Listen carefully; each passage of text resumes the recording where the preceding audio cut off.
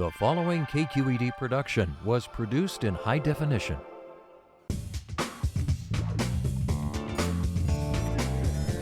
Every single bite needed to be savored. There's Twinkies in there. Wow. It's like a great big hug in the cold city. I mean, that food is about as spicy as I can handle, and my parents put chili powder in my baby food. Like, And I sent French fry bits everywhere, all over the table, and just a lot of chewing. And Okay, my stomach is growling right now. I just want you to know I'm hungry. Check Please Bay Area is brought to you by the members of KQED and by Oakland International Airport. Now you can enjoy some of your local favorites when you travel to and from the Bay Area. Fly Oakland International. It's your airport. Charitable Auto Resources, urging you to donate your car to KQED's Vehicle Donation Program to help raise funds for quality public broadcasting. IRG, with thousands of natural stone surfaces, all in stock today. IRG Brisbane, Dublin, or online at marblecompany.com. Locally owned and operated for 24 years, Amici's East Coast Pizzeria serves up a taste of the Northeast's distinctive Italian fare at their 12 Bay Area locations. Open daily for a quick business lunch or an evening meal out with family and friends, Amici's offers homemade pastas, fresh salads, and pizzas cooked in traditional brick ovens, with many vegetarian, vegan, and gluten-free options. Menu and locations can be found at amicis.com. Amici's, proud to support KQED.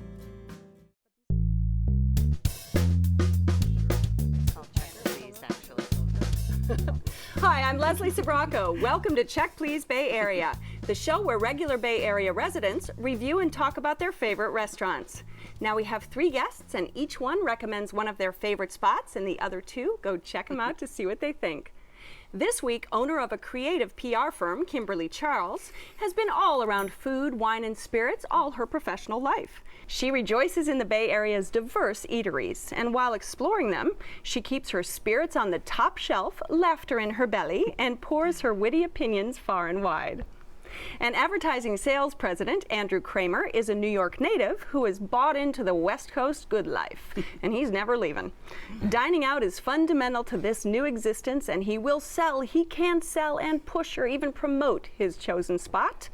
But first, registered dietitian and marathon runner Kaylee Todd. Now, you might not believe it by looking at her, but she consumes thousands of calories daily to fuel the miles she travels.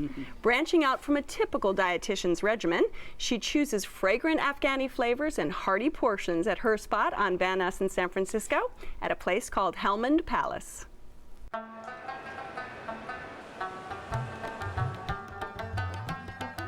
My name is Mohammed Barakzai, and I work in Helmand Palace restaurant as a manager.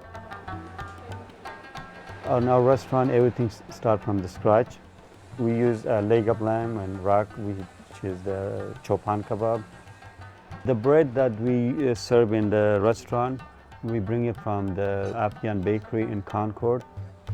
The pumpkin that we use the special kind of pumpkin, which is a banana squash pumpkin, and that's very famous here. We serve it with garlic yogurt, and we serve with the ground beef, which is very delicious. My favorite dish is the bubbly. It's one of the famous dishes in Afghanistan also, and that's served with the palau rice and with the lamb shank and raisin and carrots on it. It's very delicious, very sweet. We serve a lot of vegetarian dishes and vegetarian appetizer, and we also have some people they ask for vegan dishes. We do have vegan dishes also here. Our restaurant is traditional Afghan restaurant. All the carpet is Afghan traditional carpet with the Afghan pictures, which is the famous places in Afghanistan. It's a traditional Afghan restaurant in San Francisco environment.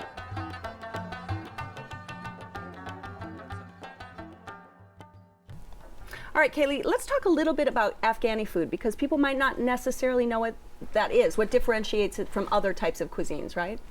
I think it's a fusion between the Mediterranean cuisine meets Indian cuisine. You have a lot of the spices and the cuts of meat from that you see in Greece or perhaps even Italy. A lot of lamb and a lot of lamb, kebabs, peppers, those type of ingredients that you see in the Mediterranean.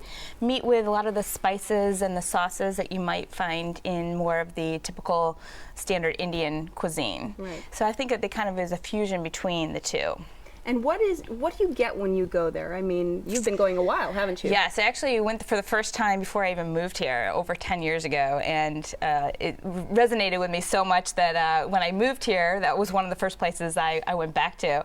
I always start off with one of my favorite appetizers, the kado, which is the pumpkin. It's a sugared pumpkin that's been baked for an extensive time, and then it's served with a tomato beef sauce. You can get it vegetarian too. So it's kind of the sweet meets savory. Right, and Andrew's over here like, I had that appetizer, and it was with the pumpkin. It was sweet, and then the meat sauce, and it was a melt in your mouth appetizer. Right. And have you ever had Afghani food? Never. First time ever. When you asked the server about what to order, did you get an answer? Well, the service was a little interesting for me, so I had to ask a lot of questions. Not much was volunteered, which I was a little surprised about because it's not Mexican food or sushi maybe that people. But if you ordered the kado, they actually steered you correctly, didn't they? And what did you have? Did. What did you have? I had the Ashok ravioli, the vegetarian ravioli. Another which was good dish. Really, really tasty. You know, it was scallions and leeks, and then it had a yogurt, cilantro, mint sauce. It was really, really tasty. Split pea as well on top. So kind of those Mediterranean flavors there. Yeah, absolutely. I think if you were vegetarian, it's a perfect place, especially. And what did you have for a main course? For main course, the Sikh kebab, which was a lamb kebab, and the lamb was very good. I like the meat and the flavors on it, but the eggplant that came with it just was a total miss for me. But I also had the kaffa kado, and that was beef meatballs, and that was really good. And it was in a tomato sauce with peas, and I really enjoyed that. My next dish was a meat dish. It was the morg chalo. I had the chicken. One of my favorites, sorry. I liked it. I had some mixed feelings. The rice was delicious. It was really buttery and sort of soft and glistening, you know. The chicken, I don't know whether it was because it was a long weekend just after, but the chicken tasted a little bit old to me. Really? Yeah, so I felt like I should give it another try because it definitely wasn't as appetizing as I thought. The sauce was killer. It really was. And if it had just been the sauce and rice, I would have loved it. And why do you love it so much? Well, I'm a big fan of if I'm ordering Indian food, I like chicken tikka masala. It's one of my favorite. I love that tomatoey, flavory, aromatic, and I feel like this takes it up a notch, where it adds whole another ingredient and spice and a wow, if you will. So to me, I've never had a bad morg chalo. I have to ask you guys, what about the breads and the sauces in the beginning? That was awesome. Really, I love the raita, the sort of, the really beautiful, cool yogurt spice to that. I almost filled up on that, actually. I had to take some food home, but it was really, really good. So the sauces were very good. However, they just got put down on our table with the bread, and they just walked away. And here are three sauces. That's how they do it in Afghan. I don't know. Again, maybe tell me a little something. I detected a little cilantro in the one sauce. However, I would have liked to. But you would have wanted a description. I would have liked that. Yes. Yeah, I think it was part of the attentiveness that was maybe missing. Missing. So, did you feel like you got a good value? Yeah, I think the value for the food was good. Yeah, no question about that. Yeah, and the wine. The wines were about half the price that you would normally find on a by the class list in the city. I thought that part was really fair. All right, Kaylee, this is your restaurant. Give us a quick wrap up. If you're looking for an authentic, ethnic, flavorful meal that won't break the bank yet please the palate and the stomach, Helmand Palace is for you. Okay, Kimberly? I would say for me it would be takeout. It's all about takeout there. I would probably peruse the menu and order some takeout items, not have to worry about the parking, and just pull right up and grab some dishes and have a great bill. So that's what I would say. Okay, and Andrew? And if you want to try Afghani food, I would imagine that this is the place to go. However, be patient and be prepared for maybe not the best service. Okay. If you would like to try Helmand Palace, it's on Van Ness between Green and Union in San Francisco. The telephone number is 415-345-0072. It's open every day for dinner. Reservations are recommended, and the average tab for dinner is around $30.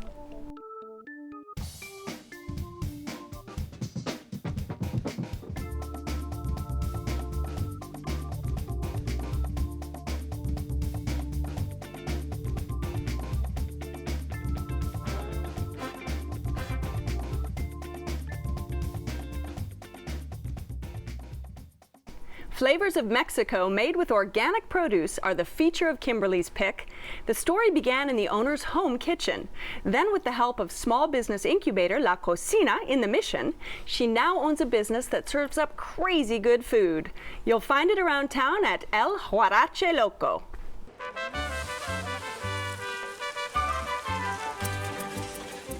My name is Veronica. I'm owner of the Huarache Loco, which is a catering company. The restaurant is coming soon.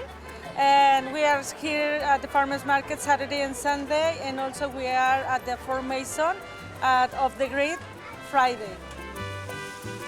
My family come from a restaurant in Mexico City. I learned to cook over there with all my family. So that's my passion, to cook.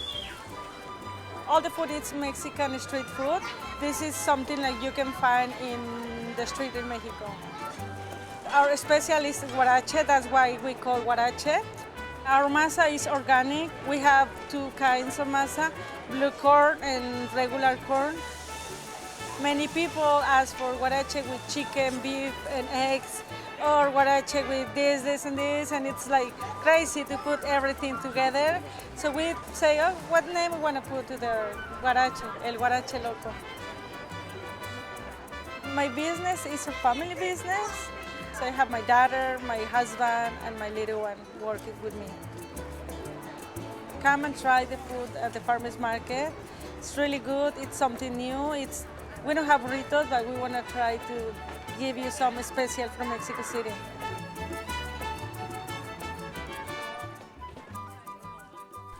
All right, Kimberly, this is an interesting place because there is a huge sort of food truck culture in San Francisco, but this isn't really a truck, is it? It's sort of a tent. And it's a food stand, basically. That's how I would qualify it, actually. And the food cart phenomenon is all around the country. So I'm a big believer in it. I think the times that we live in, people want value and they want killer quality and variety. And that's what this place obviously has. It's very, very authentic Mexican street food. She calls it bringing the DF to SF, which I think is a great little slogan for Veronica. Veronica Salazar. Yeah.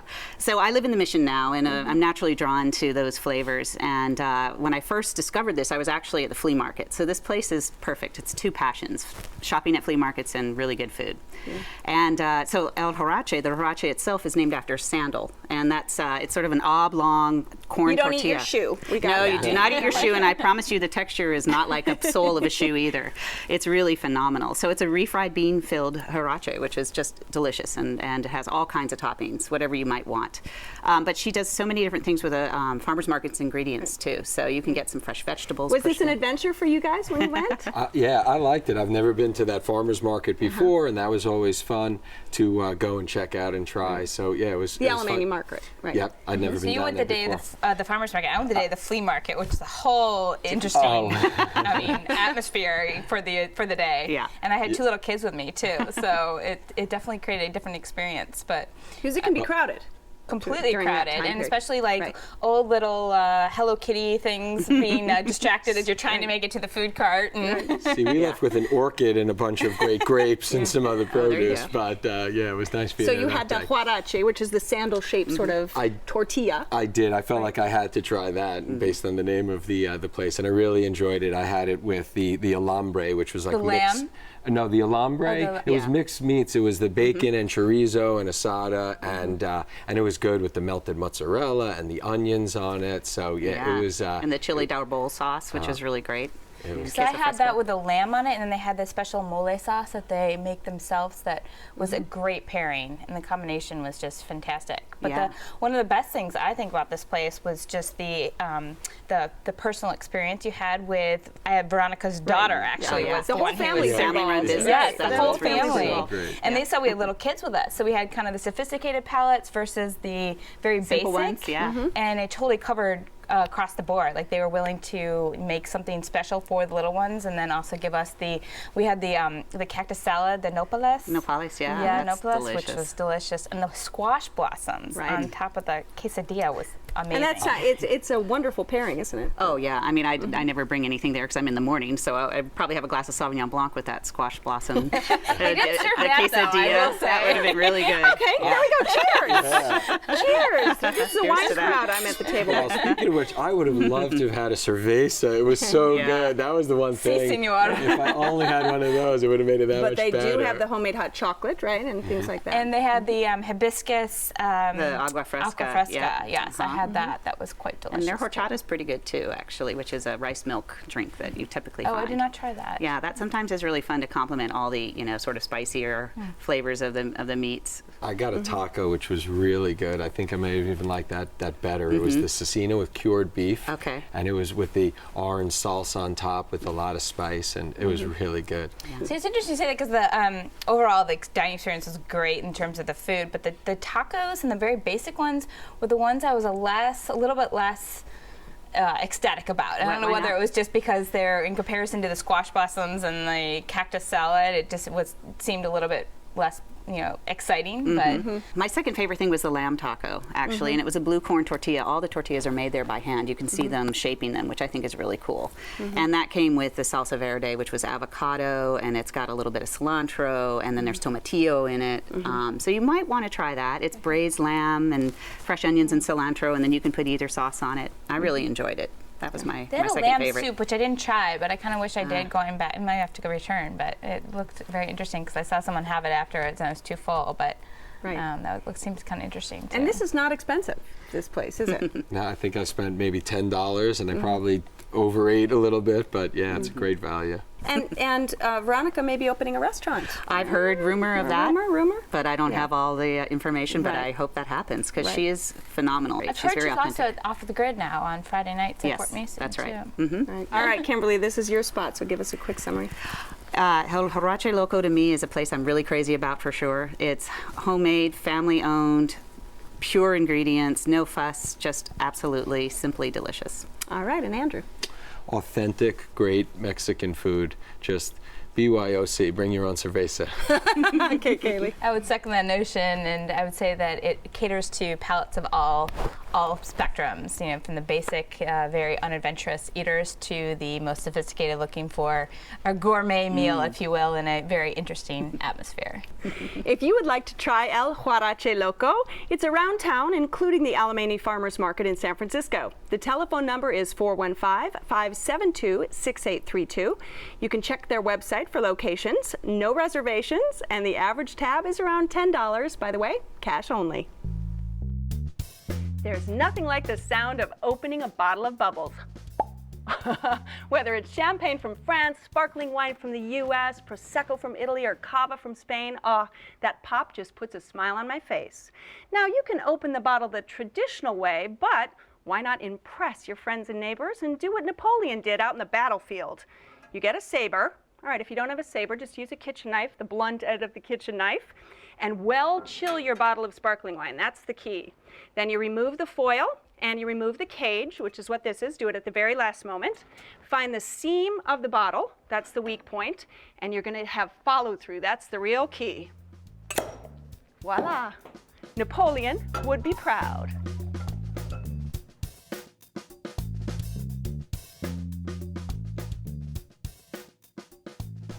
A well-loved, old-school neighborhood hangout makes Andrew feel right at home. It's been around for 25 years, serving up meat, traditional American fare, and strong beverages. Tucked away in the Marina District of San Francisco, it's on Steiner Street, and it's called Izzy's Steaks and Chops.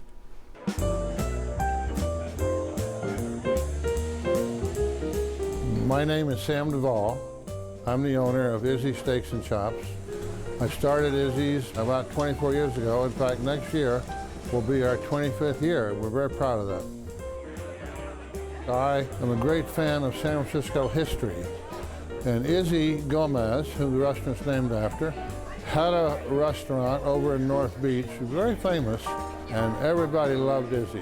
He died in 1945, so I thought it was time to bring Izzy's back to the San Francisco dining scene. I decided that I was going to make it different from most steakhouses in San Francisco because I was going to serve the side dishes along with the steaks and I wasn't going to charge extra for the side dishes. I like people. And the reason I'm here on the floor at the restaurant is because I get to do a nice interchange with our customers, and they like to see me. They like to see the old man, they like to press the flesh, and I genuinely like to see them. My father told me one time, he says, listen, if you give people too much food, they'll complain about it, but they'll come back.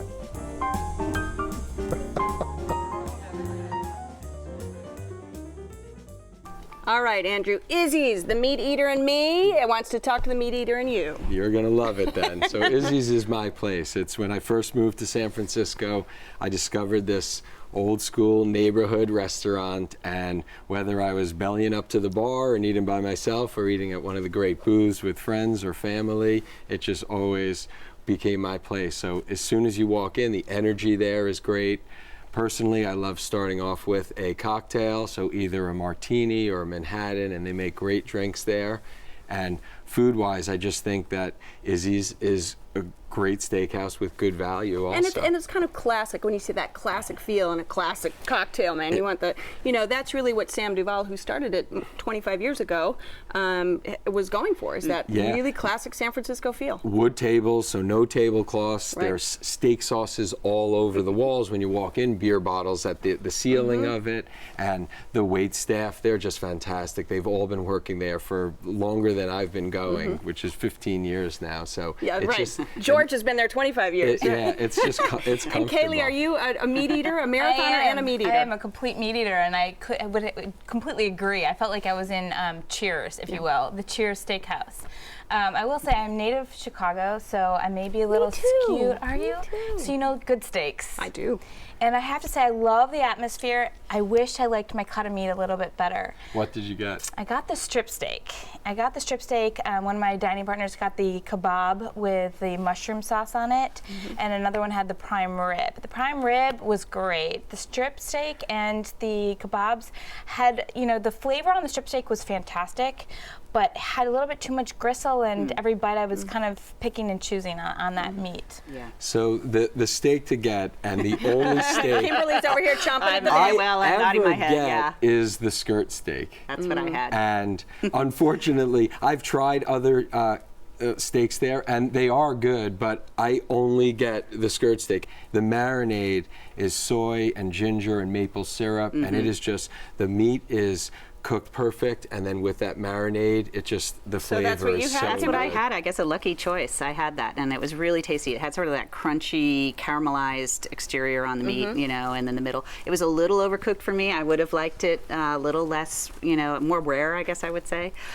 We shared that in the Drunken Shrimp, and then we had the steak au poivre. And I agree with Kaylee. I think that the cut of the meat could have been a little bit higher quality, but I have to say I couldn't. On the steak au poivre. Yes, exactly. I couldn't argue with the bill. I mean, we had 4 drinks among 3 of us, and you know, we had our mains. We had 3 mains and all the sides. And by the way, that cream spinach, forget about it. So good. That's why I liked it so much. You know, New York. It reminded me of New York. And talk about the cream spinach, because this is Oh, a my classic goodness. dish there, the cream spinach. Yeah, I don't even want to know what's in it. I think it's illegal, whatever it is, Well, because I it's have to say, addictive. coming from the dietitian, I did taste the spinach and the Izzy's potatoes, which both, I don't know how nutritious they are, but they were, I mean, quite pleasing to the palate. But the fact that you get a steak, so this is $21.95 for a steak and 2 sides. Every steakhouse in the country now, a cut of meat is over $30, and it's a la carte. You're paying for sides afterwards. So for that $22 and 2 sides with it, and again, for me, I'm, I guess, a creature of habit at Izzy's. It's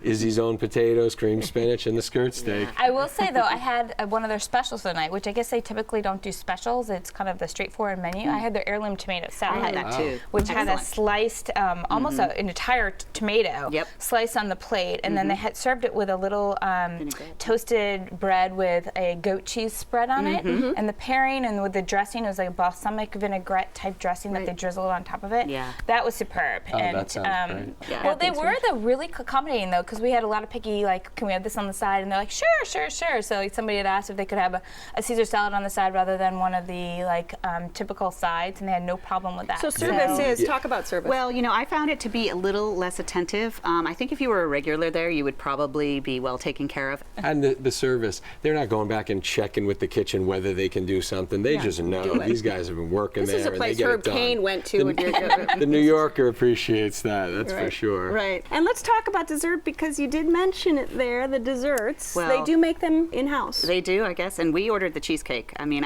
the minute I walked in, I felt like it was New York to me. It reminded me of Landmark Tavern and P.J. Clark's, and we had to have the cheesecake. So that's all we had. We shared it, and it was really tasty. Maybe a little bit drier than I like. I like my cheesecakes moist, but I had a berry coulis on it. Satisfied 3 of us. We each had a bite. Yep. So it was really nice. I didn't have anything beyond that.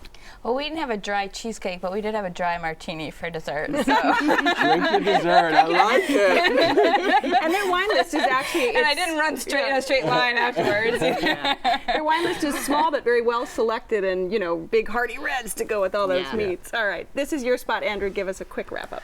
So Izzy's is a old school steakhouse that's a neighborhood place, but get the skirt steak if you go there, and you won't be disappointed. It's great value. All right, Kimberly? I would say Izzy's is a no-nonsense, great value neighborhood place where you feel very at home and you can have a really fun time. Okay, and Kaylee? I'd say Izzy's is a great environment, fun atmosphere, yet if you're looking for an A+ steak, you may want to look elsewhere. Okay. If you would like to try Izzy's Steaks and Chops, it's on Steiner between Lombard and Chestnut in San Francisco. The telephone number is 415-563-0487. It's open every day for dinner, brunch on Sunday. Reservations are recommended, and the average tab for dinner is around $30 without drinks. I want to thank my great guests on this week's show. Kaylee Todd, whose energy is sustained with Afghani food from Helmand Palace on Van Ness in San Francisco. And Kimberly Charles, whose place drove us crazy. It was El Huarache Loco. While Andrew Kramer supplied the red meat fix with his choice of Izzy's Steaks and Chops on Steiner Street in San Francisco. We really want to know your opinion on any of the restaurants that we feature, so go to our website at kqed.org/checkplease and add your comments. While you're there, you can find out more details on all the restaurants featured. You can watch a segment or download a whole show. There's also much more information on the wines we're drinking today and more wine tips from me. And don't forget that you can also stay in touch with us on Facebook and Twitter. So join us next time when 3 new guests will recommend their favorite spots right here on Check Please Bay Area. I'm Leslie Sabraco, and I'll see you then. Cheers, you guys. Cheers. Great show. Cheers. Bravo. This show is available in high definition, Comcast On Demand, and via podcast. For additional information on the restaurants featured, to comment, or to apply to be on the show, go to our website at kqed.org/checkplease. Check Please Bay Area is brought to you by the members of KQED and by Amici's East Coast Pizzeria's 12 locations specialize in the delivery of authentic thin crust pizzas, pastas, and salads to Bay Area companies of all sizes. Professional staff deliver one order at a time direct from their kitchens to your business. Whether it's for an important meeting, a thank you for employees, or a quick meal option, Amici's can provide freshly made food for groups from 2 to 2,000. Menu and locations can be found at amicis.com. Amici's, proud to support KQED. IRG, with thousands of natural stone surfaces, all in stock today. IRG Brisbane, Dublin, or online at marblecompany.com. Charitable Auto Resources, urging you to donate your car to KQED's Vehicle Donation Program to help raise funds for quality public broadcasting. Oakland International Airport. Check us out on Facebook to see what's new at OAK. Fly Oakland International. It's your airport.